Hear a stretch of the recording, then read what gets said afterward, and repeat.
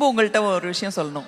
உங்களை எனக்கு ரொம்ப பிடிக்கும். So talented you are. நீங்க இத்தனை பேர் டேலண்டட்னு சொல்றதை விட நாங்க ஃபிலிம் இண்டஸ்ட்ரியில இருக்கிறவங்க வந்து டேலண்டட்னு சொல்லும்போது அது உண்மை.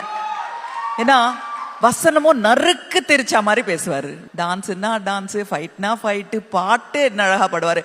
முக்கியமா அவரோட பாட்டுக்கு நான் வந்து ரொம்ப ஃபேன். ஓகே, அவர்கிட்டே கேட்க போறேன். ஒரு ஃப்ரைடே முடிஞ்சு அடுத்த நாள் நான் என் ஹஸ்பண்ட் கிட்ட உங்க பாட்டு தான் பாடுவேன். என்ன பாட்டு தெரியுமா?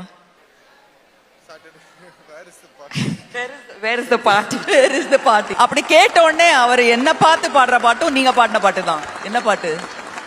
அது நீங்க சொல்ல மாட்டீங்கன்னு எனக்கு தெரியும்.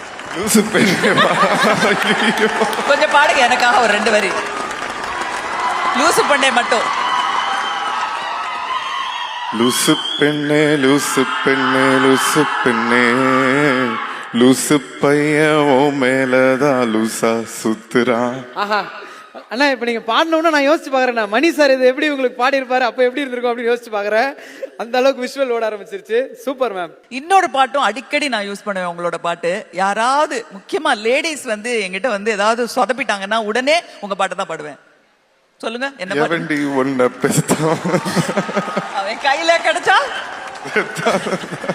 எங்க வீட்டுல இருக்கவங்க எல்லாம் ஐயோ சிம்பு சார் பாட்ட ஆரம்பிச்சிட்டீங்களா அப்படிம்பாங்க, வீட்டுல வேலை செய்யற எல்லாருமே. ஸோ அதனால சிம்பு இல்லாம எங்க வீட்டுல ஃபன் ஹாப்பினஸ் கிடையவே கிடையாது, இந்த தமிழ்நாட்டு ஆடியன்ஸ் மாதிரி.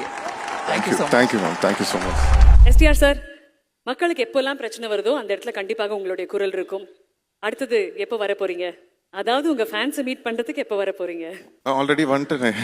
இன்னமே அதுவும் எப்படின்னா சாதாரண வரல, வேற மாதிரி இல்லைங்க. அது பார்க்கும்போது உண்மையிலே சந்தோஷம். உண்மையிலேயே வேற மாதிரி தான் வந்திருக்கீங்க. அண்ட் எனக்கு தெரிஞ்ச இண்டஸ்ட்ரியில நண்பர்கள் அப்படின்னு எடுத்துக்கிட்டோம்னா எல்லாரும் உங்களுடைய பேரை நிறைய இடத்துல சொல்லியிருக்காங்க. இந்த இடத்துல துணையா இருந்திருக்காரு, பாட்டு பண்ணவரை கேட்கலாம், அட்வைஸ் இப்படிலாம் இருந்திருக்காங்க. நண்பர்களால ஆத்மன் எஸ்டிஆர் அவர்கள் கத்துக்கிட்ட ஒரு விஷயம், நண்பர்கள்ட்ட இது நம்ம கத்துக்க கூடாதுன்னு நினைக்கிற விஷயம், ரெண்டுமே சொல்லுங்க. கத்துக்க கூடாது அப்படிலாம் ஒண்ணும் இல்லை. நண்பன்னா நண்பன் தான். அதுல வந்து நல்லதும் கிடையாது கெட்டதும் கிடையாது. பல வருஷமா இருந்த ஒரு பிரச்சனை, அது ஒரு டம்ளர் தண்ணி குடிச்சு நீங்க கொடுத்து தீர்த்து வச்சுட்டீங்க.